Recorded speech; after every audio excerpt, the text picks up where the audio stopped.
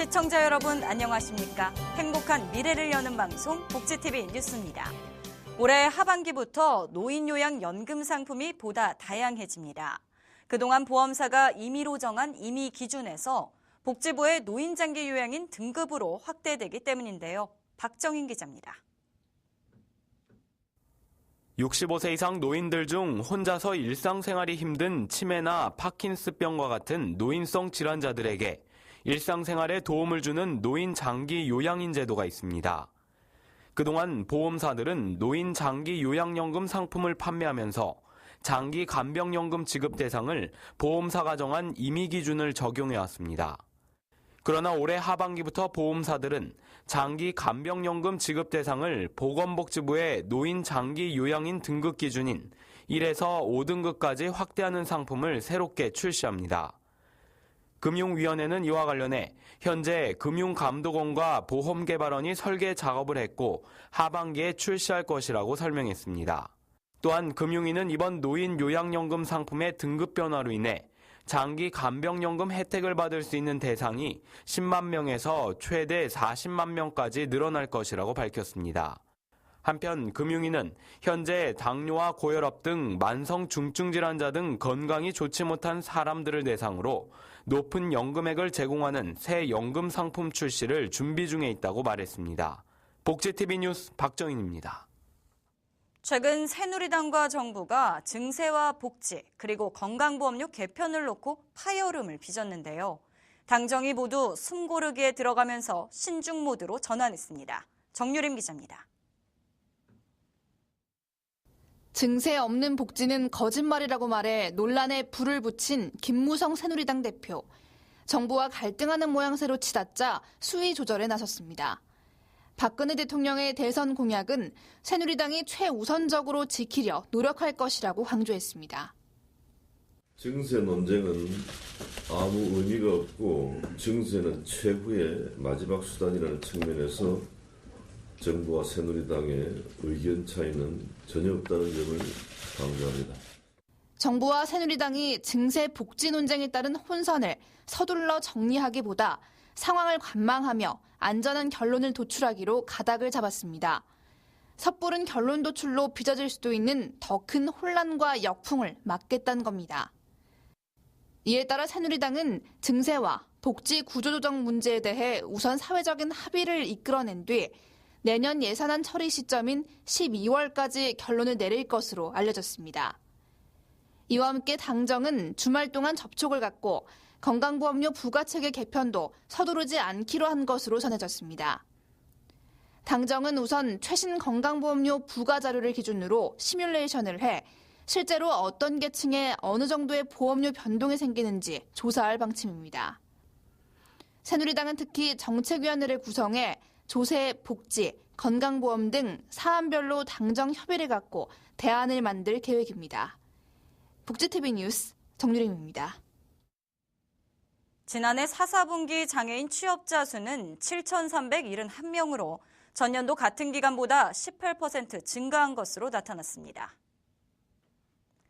한국장애인고용공단이 발표한 2014 4, 4분기 장애인 구인 구직 및 취업 동향에 따르면 구인 수와 구직자 수는 전년도 같은 기간보다 감소했으나 취업자 수는 증가했습니다. 성별 취업자 수는 남성이 66.3%, 여성이 33.7%를 차지했으며 각각 16.5%, 20.9% 증가했습니다. 또 장애 유형별로는 지체장애가 가장 많았고 지적장애와 청각장애, 시각장애가 뒤를 이었습니다. 신입 구직자 2명 중 1명이 평균 2,800만 원의 빚을 지고 있는 것으로 나타났습니다.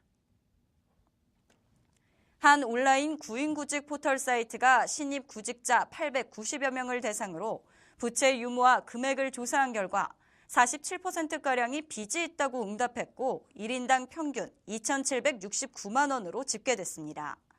빚은 대부분 제1금융권과 정부, 제2금융권에 지고 있었지만 대부업체와 카드 연체도 16%가량이 있었습니다. 빚을 진 주요 원인은 등록금과 학비가 32%로 1위를 차지했으며 다음으로 주거 마련비와 식비, 차비 등 생활비 등이었습니다. 구직자들이 각자 빚을 상환하기까지 걸릴 것으로 예상한 기간의 평균치는 5년 6개월에 달했습니다. 김해시 장애인단체 연합회 회장 이임식과 취임식이 열렸습니다. 이 자리에서 권우연 신임 회장은 장애인들의 삶이 더욱 행복해지는 김해시를 만들 것으로 약속했습니다. 오나경 아나운서입니다. 김해시 장애인단체 연합회 회장 이 취임식이 진행되었습니다. 지난 4일 김해시청 대회의실에서 진행된 이번 행사에는 김해시 장애인단체 연합회의 임태봉 전 회장의 퇴임과 권우연 신임 회장의 취임을 기념하기 위해 지역 주민과 장애인들을 비롯한 많은 내외빈들이 참석했습니다. 행사에서는 김해시 장애인단체 연합회 회장으로 연합회를 이끌어오며 지역 장애인들을 위하여 다양한 활동을 전개한 임태봉 회장의 공로를 기리는 공로패 수여식이 진행되었으며 그간의 활동을 추억하고 신임 회장의 앞으로의 활동을 격려하는 임태봉 회장의 이임사가 있었습니다. 이어 새로 연합회를 맡게 된 권우연 신임 회장의 취임사가 진행되었습니다. 권우연 회장은 취임사를 통해 부족한 가운데 회장직을 맡아 큰 영광이며 김해시의 장애인들을 위하여 최선을 다하여 열심히 일하겠다고 밝혔습니다. 복지도시 김해에서 장애인의 삶이 더욱 행복해지도록 최선을 다하겠습니다. 또한 이날 행사에는 새 집행부 임명장 수여식도 진행되었습니다. 취임식에서 권우연 신임 회장은 지역의 장애인들을 위해 최선을 다할 것을 약속했습니다. 앞으로 지역의 장애인들을 위하여 한 단계 도약하는 김해시 장애인단체 연합회의 발전을 기대해 봅니다. 경남에서 복지TV 뉴스 오나경입니다. 경기도 평생진흥원이 여는 창의인성 콘서트가 시작됐습니다. 소년원이나 복지관 등을 찾아 청소년들의 꿈을 응원하게 됩니다. 최현미 기자입니다.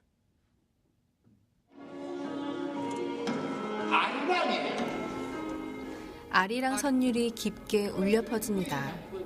산만하던 학생들이 시선을 집중하기 시작합니다. 오늘 창의 인성 콘서트 무대는 의왕의 한 소년원 내 강당. 멘토는 김벌레 사운드 디자이너입니다. 직접 만든 효과음을 들려주며 창의성을 발휘하는 비법을 전수해줍니다. 하고자 하는 일에 내가 뭐를 해야 되겠다. 담배를 끊겠다 하면 담배 안차차. 자신의 어려웠던 경험을 풀어놓고 용기를 건네는 것도 빠지지 않습니다. 아주 재밌게 듣는 학생이 많이 있었습니다. 특히 한 학생한테 제가 물어보니까 정말 다양한, 정말 창의적인, 정말 엉뚱한 생각을 통해서 이렇게 성공하신 것들 보고 감명 깊었다라고. 경기도 평생진흥원이 마련한 생활 속 창의 인성 교육의 하나로 지난달 열린 음악평론가 임진모 특강에 이은 두 번째 콘서트입니다. 외부 교육을 받기 어려운 소년원이나 복지관 등에 찾아가 각 분야의 멘토 강연을 통해 꿈을 심어주기 위해 기획됐습니다.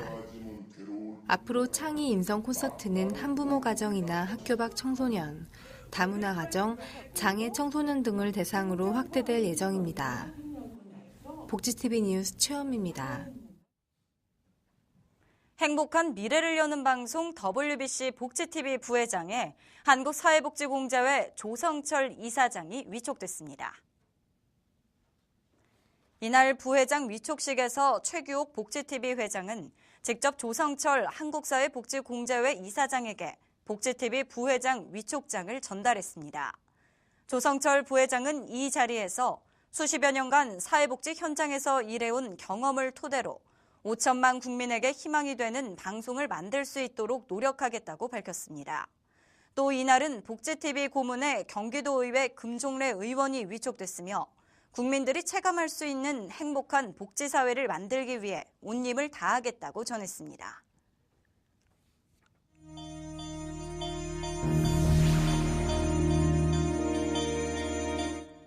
이어서 간추린 뉴스를 전해드립니다.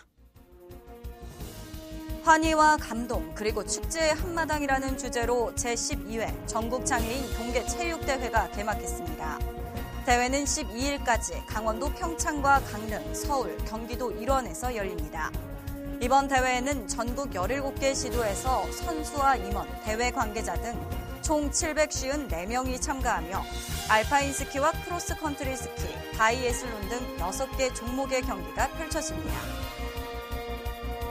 서울시가 전용 면적 85제곱미터 이하의 다가구와 다세대 주택 1,500가구를 매입해 저소득층 임대주택으로 활용하기로 했습니다. 매입한 임대주택은 기초생활수급권자와 한부모 가족 등에 공급되며 서울시는 다가구 및 다세대 주택을 팔 사람과 임대주택 입주 희망자를 오는 12일까지 모집합니다. 서울 종로구가 노숙인을 위한 쪽방 거리 노숙 탈출 과정과 노숙인 사전 예방을 위한 생각튀움 과정으로 구성된 노숙인 생애 재평가 상담 과정을 확대해 운영합니다. 이는 노숙인 상담 치료 프로그램으로 올해는 알코올 의존과 자살 충동을 겪고 있는 노숙인 52명의 자활을 돕는 게 목표라고 밝혔습니다.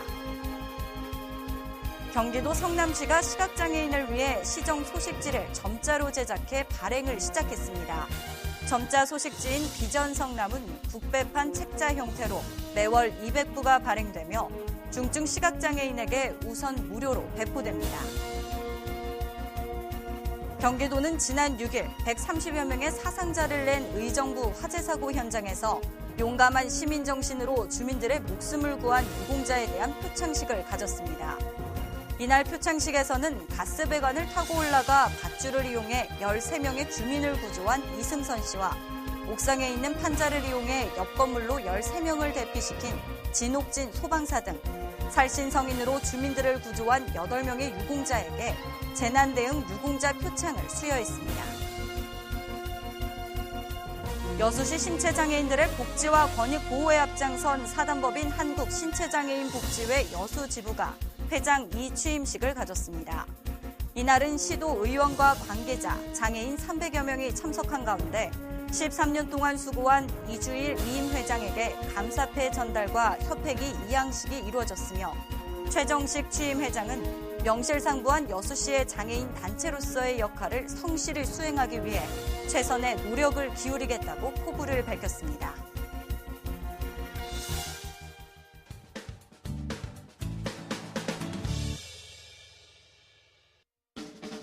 한 주간의 사회복지 행사를 한눈에 알려드리는 시간 복지 게시판입니다. 한국타이어에서는 기업의 사회적 책임을 다하는 활동의 일환으로 2015년 티움버스 참여 희망 기관을 모집합니다. 티움버스는 이동에 어려움을 겪는 소외계층이 문화, 역사, 전통, 생태, 환경, 교육 등의 체험을 할 수 있도록 사회복지 관련 기관에 버스를 제공하는 활동입니다.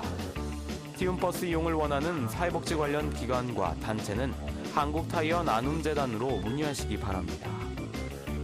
굿네이버스에서는 미디어 전문 자원봉사 동아리 온플러스 6기를 이번 달 22일까지 모집합니다. 온플러스는 굿네이버스의 다양한 방송 진행 지원, 미디어 연계 이벤트, 홍보 활동을 지원하여 국내와 제3세계 어려운 아동을 돕는 미디어 전문 자원봉사 동아리입니다. NGO의 방송 활동에 관심 있는 대학생이라면 누구나 참여 가능합니다.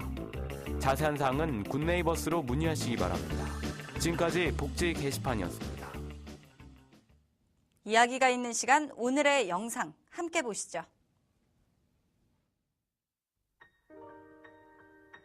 설을 한 주 앞두고 전통시장을 찾은 시민들. 올해도 전통시장에서의 차례상 마련 비용이 대형마트에 비해 훨씬 저렴하다고 하는데요. 이번 설 준비는 저렴하고 정감 넘치는 전통시장을 이용해보는 건 어떨까요? 다가오는 설 명절, 이제 차례상 준비도 하셔야 될 텐데요. 대형마트보다 전통시장을 이용하면 설 차례상 비용이 10만 원가량이나 저렴하다고 합니다. 이 질 좋은 상품을 저렴하게 구입할 수 있는 전통시장에서 넉넉한 설 명절 준비해보시는 것은 어떨까요? 행복한 미래를 여는 방송 복지TV 뉴스를 마칩니다. 시청해주신 여러분 고맙습니다.